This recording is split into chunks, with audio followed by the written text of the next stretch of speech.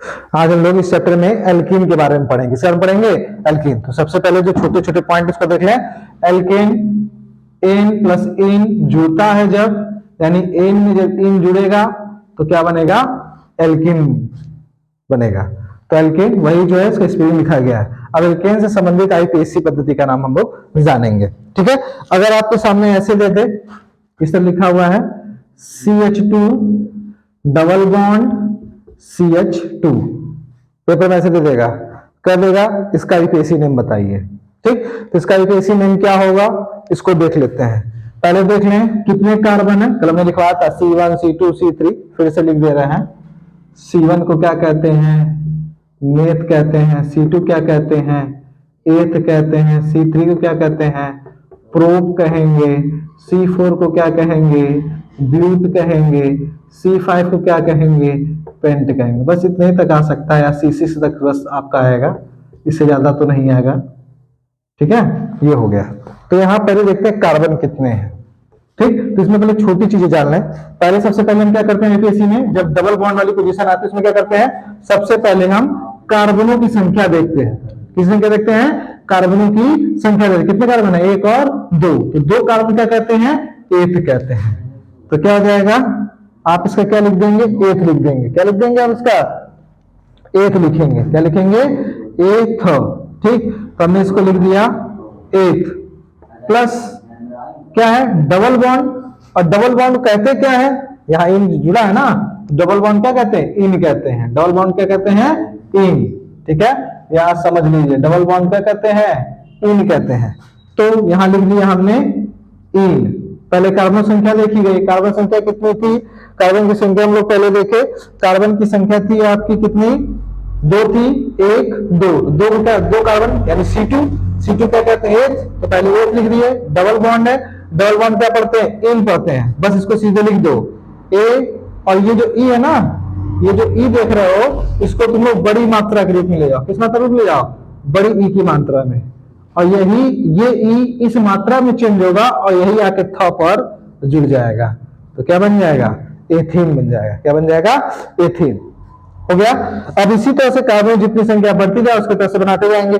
जैसे कि अगला आपका क्या है, अगला आपका है CH3 CH, CH3 CH double bond CH2, CH3 CH double bond CH2। अब इसका आईपीएससी बनाना हो तो क्या करना है, तो सबसे पहले आईपीएससी क्या कहता है, आईपीएससी कहता है जिधर से क्रियात्मक समूह आपका नजदीक पड़े, जिस कार्बन के पास से नजदीक पड़े, नंबरिंग हम वही करते हैं। तो यहां से देखिए किस कार्बन पास नहीं पड़ रहा है, इसके पास यहां देखते हैं तो एक दो, दूसरे पे आ रहा है, कितने पे आ रहा है, यहां देखें एक दो, यानी दूसरे पे आ रहा है। और इधर से देखें तो एक और दो, तो देखिए क्रियात्मक समूह जो डबल बॉन्ड है, वो कार्बन के किससे नजदीक मिल रहा है, पहले कार्बन के पास से मिल रहा है। तो नंबरिंग हम किधर से करेंगे, इधर से करेंगे। ठीक है, फिर से देख लो, जब कभी भी क्रियात्मक समूह जिस कार्बन के पास से नजदीक पड़ता है, नंबरिंग हमेशा कार्बनों की हम वहीं से करते हैं। यहां तुम देख रहे हो डबल बॉन्ड कैसे पड़ रहा है, एक दो, यहाँ दूसरे पड़ रहा है, और वहां से गिनने किसे पड़ रहा है, पहले पड़ रहा है। तो नंबरिंग कहां से करेंगे, यहां से करेंगे, एक दो और तीन। कितने कार्बन है, देख लीजिए, एक दो और तीन। तो पहले के पास, पहले कार्बन पास डबल बॉन्ड मिल रहा है, इसको हम लिखेंगे 1 और इसमें लगाएंगे हाइपन। ये किसका चिन्ह है, हाइपन का चिन्ह है, इसका चिन्ह है हाइपन। तो 1 हाइपन, जो हमने ये लिखा है इसको क्या कहते हैं, हाइफन कहेंगे। क्या कहेंगे, हाइफन कहते हैं। तो 1 हाइफन, और कितने कितने हैं, एक दो तीन, यानी मेथ एथ प्रोप, तीन कार्बन है ना, एक दो और तीन। उसके कार्बन संख्या, पहले डबल बॉन्ड जहां से नजदीक पड़ेगा उसकी संख्या लिखते हैं। तो क्या यहां से पड़ रहा है, एक से नजदीक पड़ रहा है तो एक लिखे, फिर हाइपन का चिन्ह लगाए, उसके बाद हमने क्या किया, कार्बनों की पूरी संख्या के लिए एक दो तीन, तो ये क्या हो जाएगा, प्रोप हो जाएगा। क्या हो जाएगा, प्रोप। क्या हो जाएगा, प्रोप। प्लस अब यहाँ क्या है, डबल बॉन्ड है, यहाँ क्या लिख देंगे, इन लिख देंगे। क्या लिख देंगे, इन। अब इसको अगर हम देखेंगे तो ये हो जाएगा 1 हाइपन, हो जाएगा 1 हाइपन, और ये जो बड़ी ई देख रहे हैं, बड़ी ई की मात्रा में चेंज हो जाएगा, पॉप आकर लग जाएगा, तो क्या जाएगा प्रोपीन, ये हो जाएगा 1 हाइपन प्रोपीन, क्या हो जाएगा 1 हाइपन प्रोपीन हो जाएगा। ठीक है, अब आगे बढ़ते हैं। 1 हाइपन प्रोपीन ऐसे दे देगा, तब ऐसे आपको बनाना होगा। अभी कई कंडीशन पूछता है, उसके बारे में आपको बताएंगे।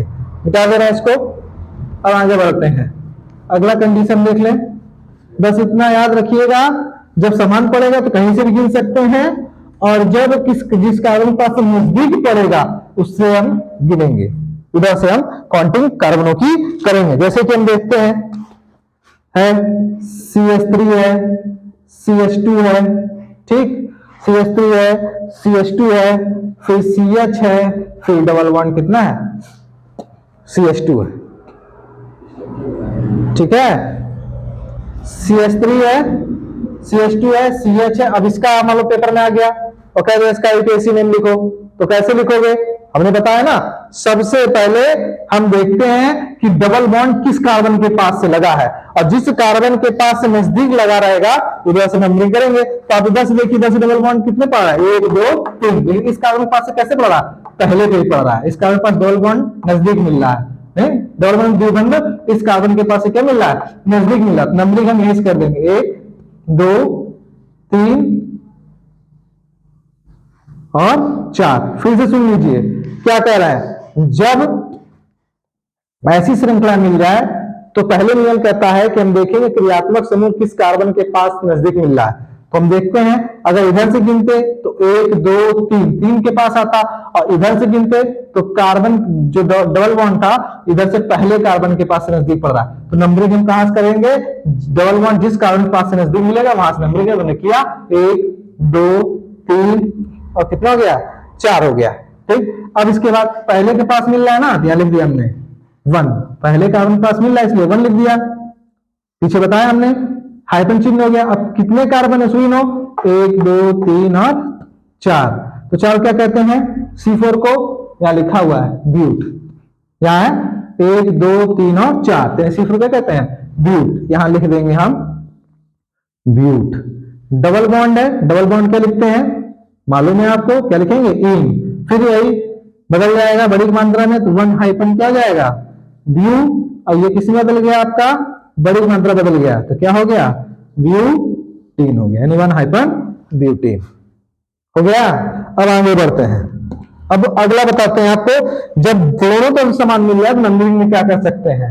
ठीक, ये हो गया। ये सब जितना बता रहे हैं परीक्षा में आपका कहीं भी बाहर नहीं जाएगा, सब यहीं से ही आएगा, तो थोड़ा ध्यान से पढ़िएगा, और जो भी लोग वीडियो वगैरह देख रहे हैं वो ज्यादा से ज्यादा शेयर करें इसको। ठीक है, अब CH3 CH double bond CH, और ये हो गया CH3।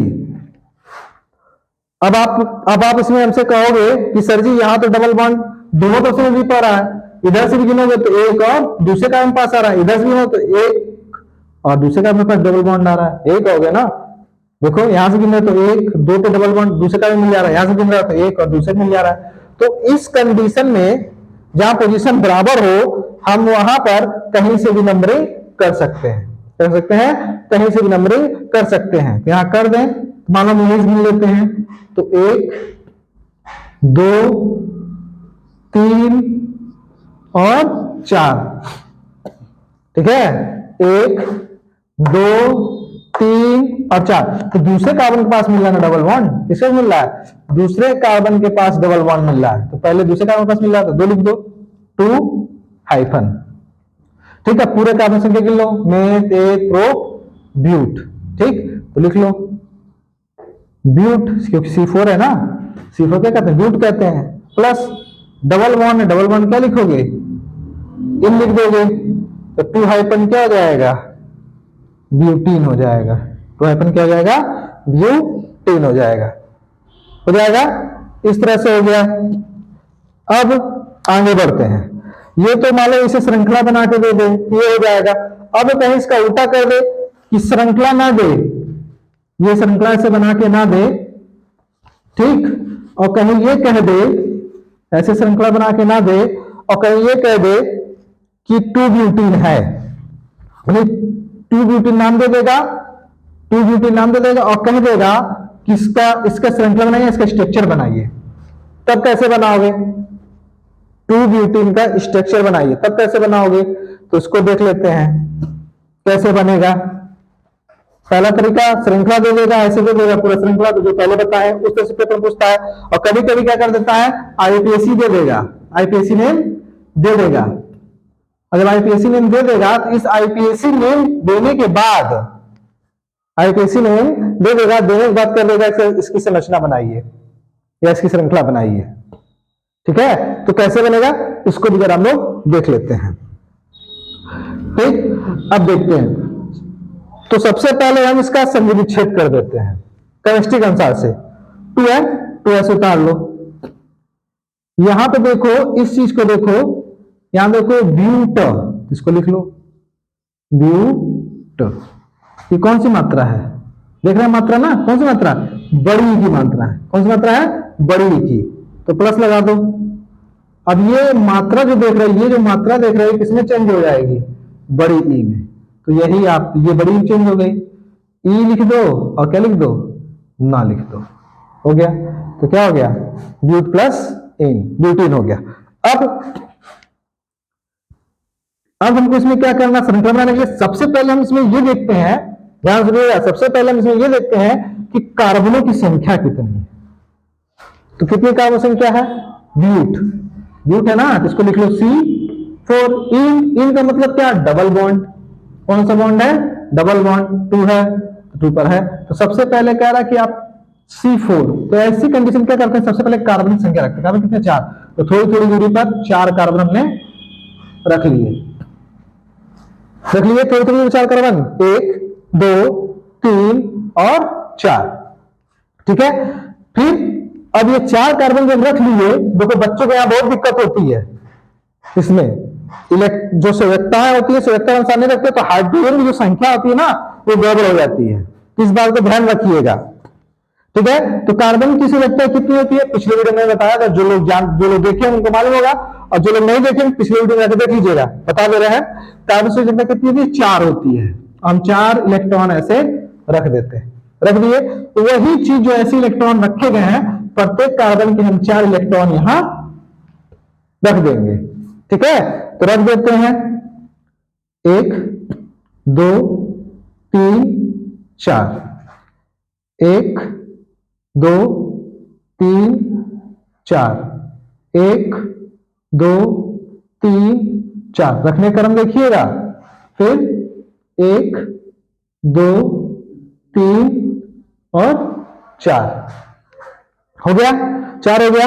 अब हम इसमें क्या कर सकते हैं, जो इस कार्बन के इलेक्ट्रॉन और इस कार्बन के इलेक्ट्रॉन, फिर देखिए इस कार्बन का इलेक्ट्रॉन इस कार्बन के इलेक्ट्रॉन जब आपस में करेंगे तो क्या बनेगा?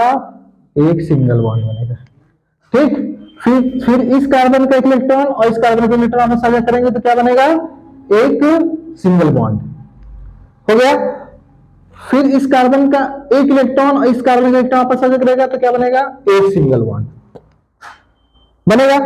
अब क्या कह रहा है, तुमने 4 कार्बन रख दिए, 1 2 3 4 सब में बॉन्ड लगा दिया, तुमने सिंगल बॉन्ड लगा दिया, और ये 2 जो लिखा है, ये 2 क्या कह रहा है?